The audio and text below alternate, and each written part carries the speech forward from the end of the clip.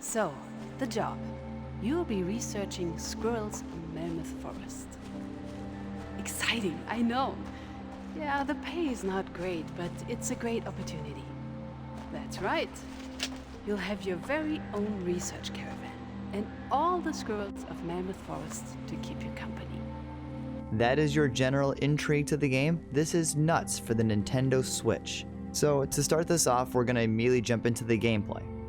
So this game has a very unique mechanic in the fact that you have to do surveillance on squirrels of Melmoth Forest, as Nina said. This concept is very cool, and I've never actually really played a game with a gameplay mechanic quite like this, and it was very fresh and honestly really fun at first.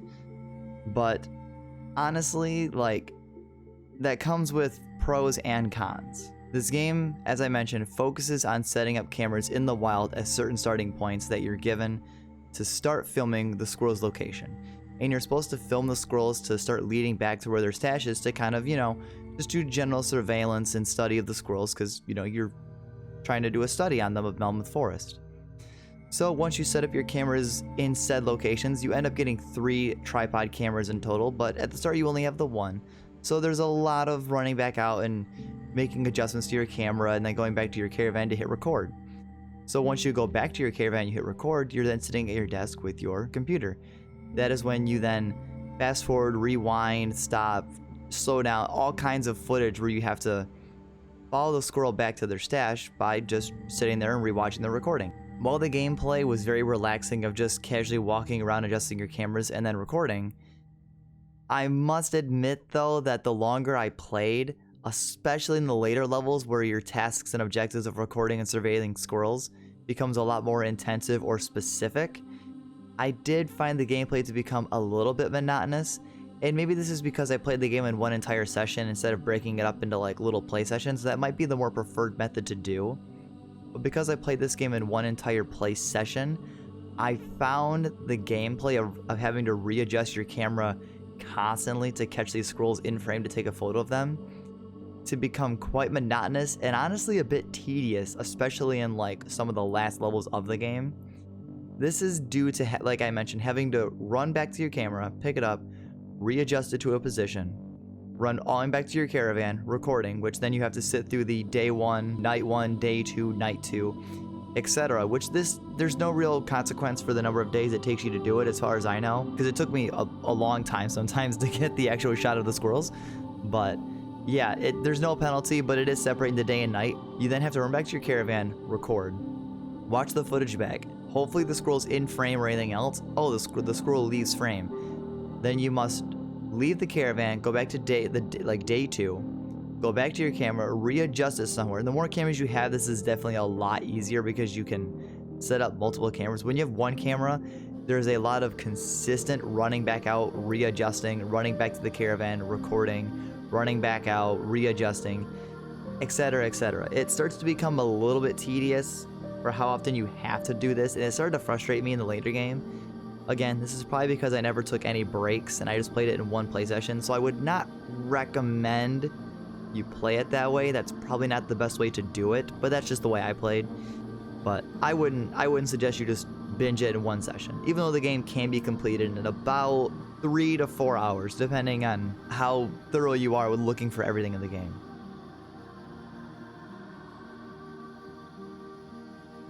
I believe near the beginning of the game gives you this little nifty tape recorder and a cassette tape. The cassette tape is kind of a past recording of Professor Nina, your boss, when she was studying the squirrels in Melmoth Forest herself. And it just kind of gives you her little like monologue and her impressions and kind of her general thoughts of when she was in Melmoth Forest and kind of how her routine would go. It's really cool to kind of hear Nina's voice more. When she speaks, her voice actress does a really great job.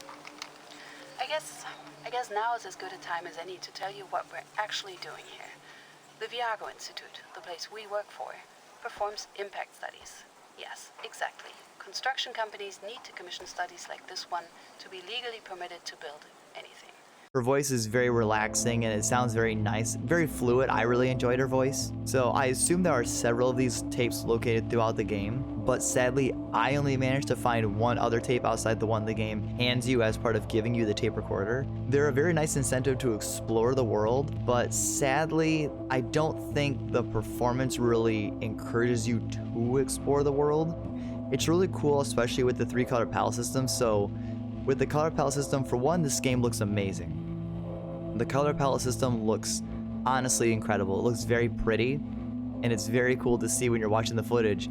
They do a good job of making interactable objects a very stark color compared to the environment that you're in. So it's very easy to spot the squirrel and just to really see anything in the world that you can interact with. It's really cool, and the way they made this kind of 3D world with this color palette work is honestly really awesome.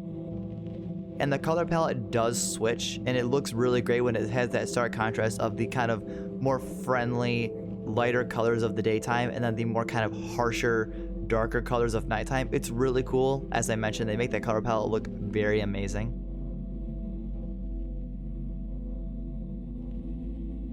My main issue with the game is the frame rate and performance.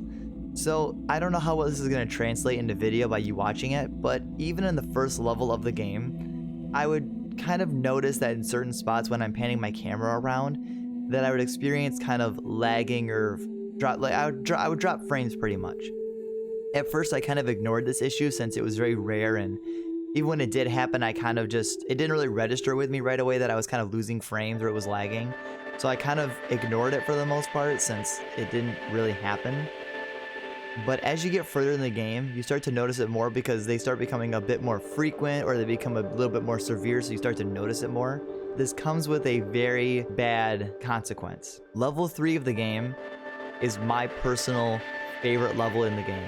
I love the concept of it, I actually like the visuals of it, and it had the most intrigue in terms of the story ramping up. So level 3 was amazing. The aesthetic and design of this level was also my favorite of any level, despite other levels looking very beautiful as well. But level 3 is also where I experienced the most severe moments of frame drops and lagging of any level in the game. When I say this, I think it's because level 3 has so much stuff going on in it with like a bunch of trees, debris, and all kinds of things in the level. So as you pan the camera around and running around, it definitely suffers from that lagging issue. And it got so bad at one point when I would fax a photo over to Nina. I literally had it where I faxed a photo and there was no audio. Like there was, but like the phone would ring as it always does once you send Nina a fax. But the phone would ring and there would be no audio. I would pick up the phone and you would hear, or you would see Nina's subtitles of her talking. And then it was till after that then the audio came in.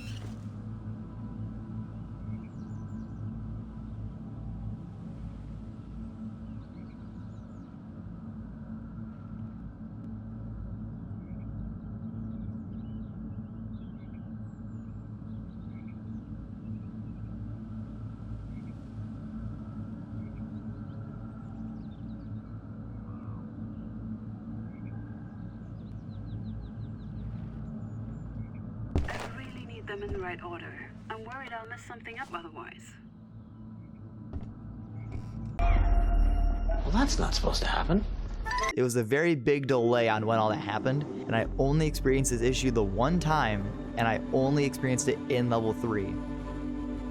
I will admit that it did sour my experience on the gameplay the rest of the game. Not that the gameplay was bad the rest of the playthrough, but level 3 specifically soured my experience because of these performance issues. Which I really hate saying because I don't want to just be like, oh, the performance was bad. But the performance was not amazing, which, again, for how cool level 3 was a really, really disappointing factor.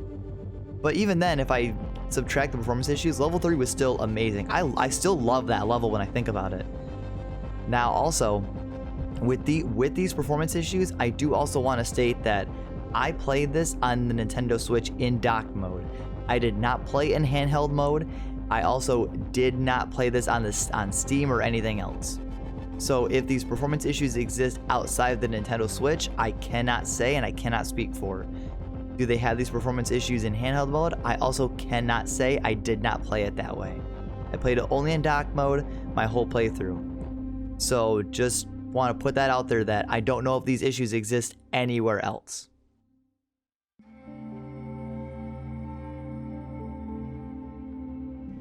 So the story has me quite divided.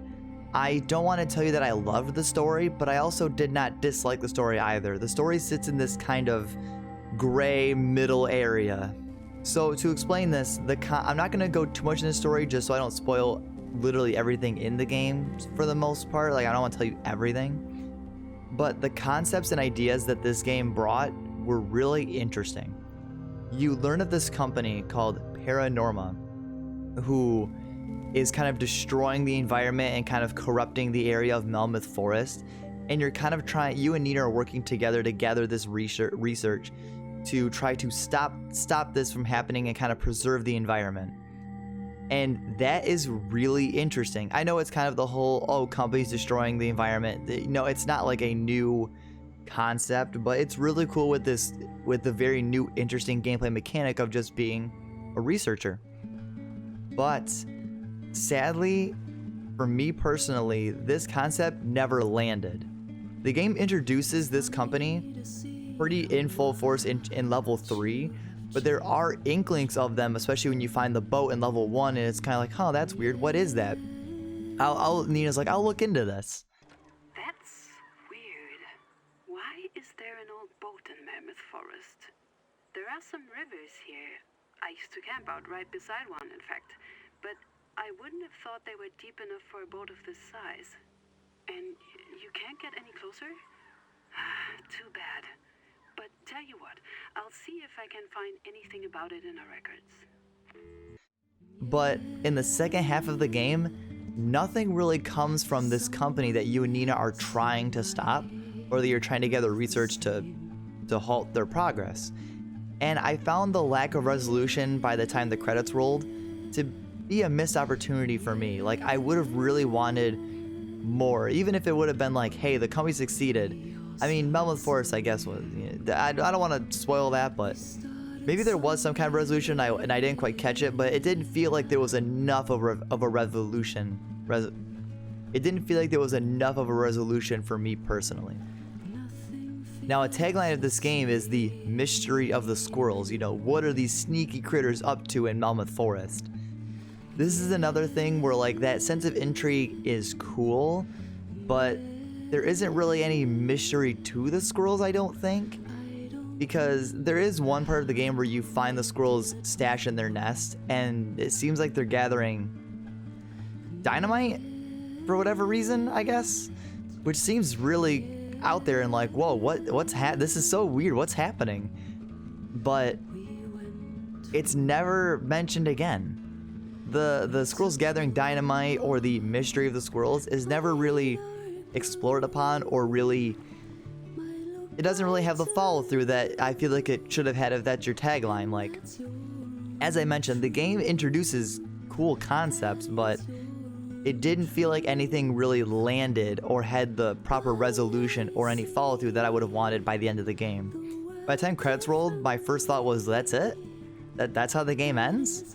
Which, again, I really hate saying that, but it's just how I felt playing the game.